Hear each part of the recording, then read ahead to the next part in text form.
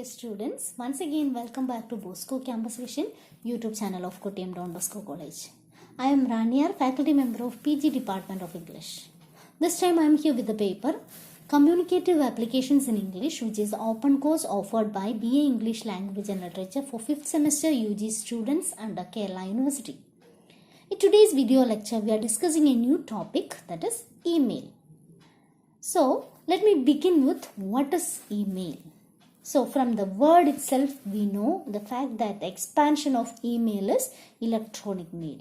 So, email is short for electronic mail and was designed as a program used to exchange message with the help of a computer. So, for making emails, we need a computer and internet facility. A user can also send non-text files such as images, videos and sounds files through mail as attachments. It is the most widely used facility under the service of internet. Emails work in the same functionality as that of traditional paper mail. So an email account functions the same way as a mailbox in which the message is stored until it is read by the user. So in the case of email, we can send non-text messages like images, videos and sound files. That is speciality. So when compared to SMS, we have there is an added advantage for email. We can send non-text files like images, videos and sound files. And the emails work in the same functionality as that of a traditional paper mail. Then, what are the advantages of email? Now let's take the advantages. The first advantage is email provides us the facility of paperless communication. Since all the communication takes place electronically, no paper is required and hence it is environment friendly. That is one of the advantages of email. It provides paperless communication. Second one is it is instant communication. Being electronic, the mail transaction is almost instant. The mail reaches the receiver's inbox a few seconds after the sender hits the send button. The receiver has the option to read the mail at his or her convenience. So, second advantage is instant communication. The third one is fast communication.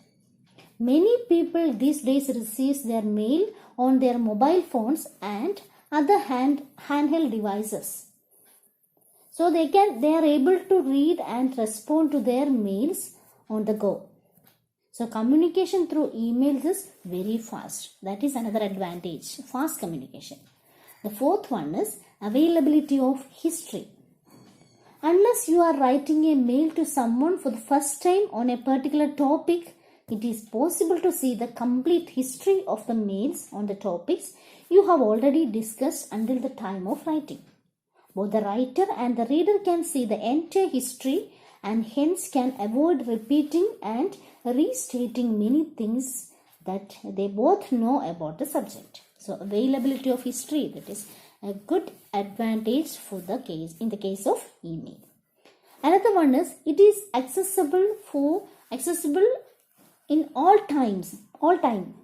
So we can access our mail round the clock from any computer with internet facility. So we can literally carry our office with us. So that is accessible 24/7. That means 7 days, 24 hours. The last advantage is multi-mailing. One of the best features of emails is the option to copy as many people as you like. So in the case of email writing, so there is a column CC and BCC. By using that facility you can send the same message to many people. So that is multi-mailing facility. That is also another added advantage. Now let's go through how to compose a reader-friendly email. Like letters, in emails also we have formal mail and informal mail. But the popular thing we use are formal mails. When you compose a formal mail, it must be short and simple and make it reader friendly. For that for composing an email, you have to keep in mind certain things.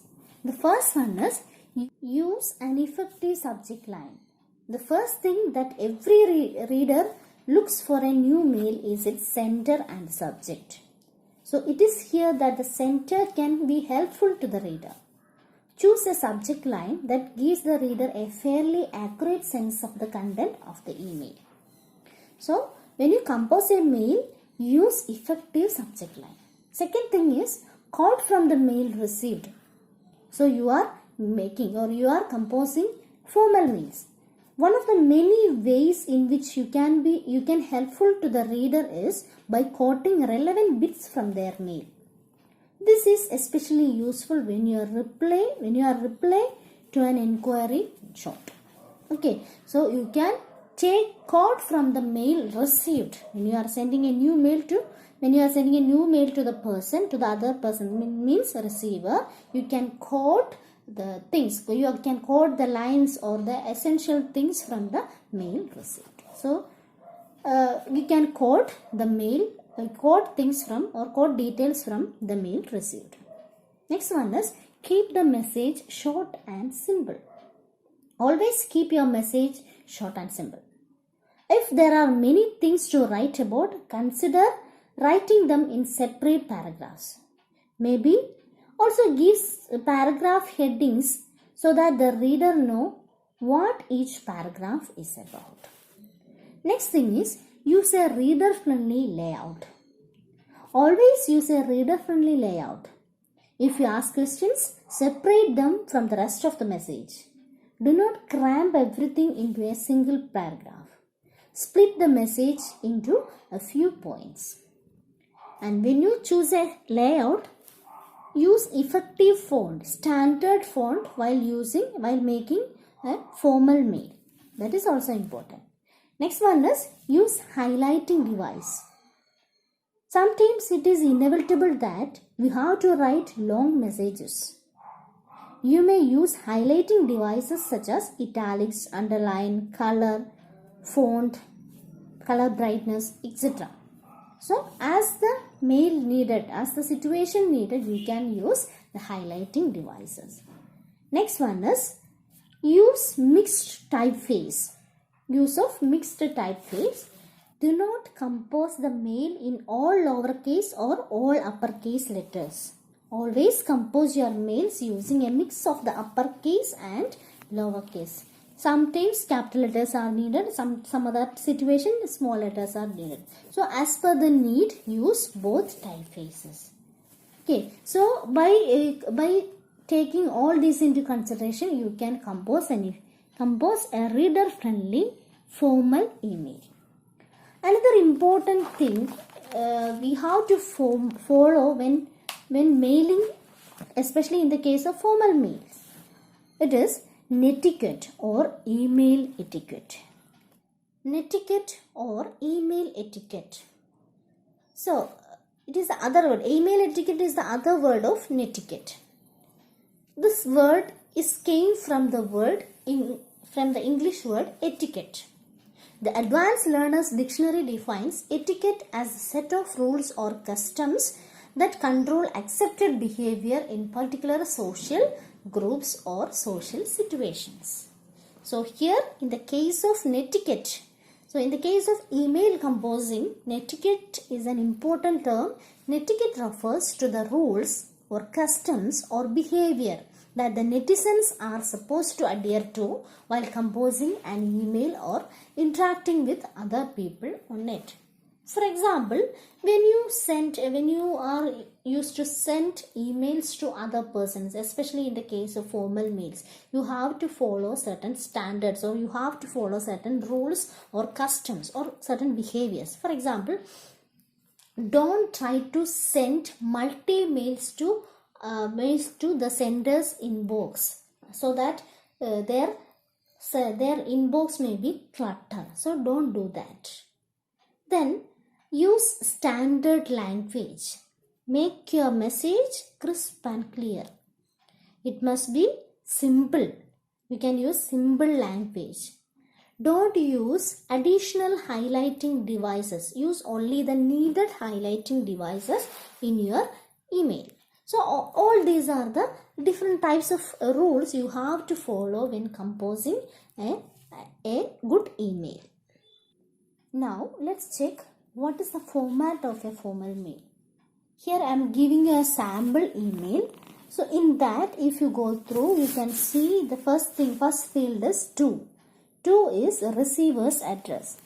In that field, you have to enter the address of the receiver. Here it is ravikumar@gmail.com.